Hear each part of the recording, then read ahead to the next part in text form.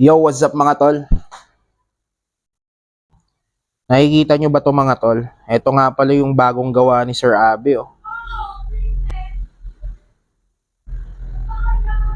Kung tatanungin nyo kung para saan to, ito nga pala yung tinatawag na topper post.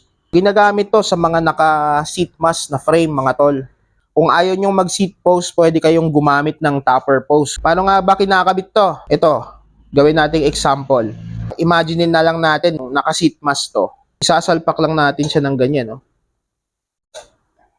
Ayun. 'Di ba? Ganyan lang siya mga tol.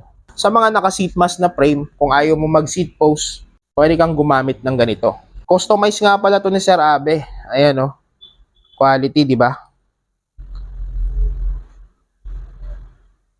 Sobrang solid. Hindi po tig yung weld niya. Ang tawag po dito sa weld na to is brazing. Yan.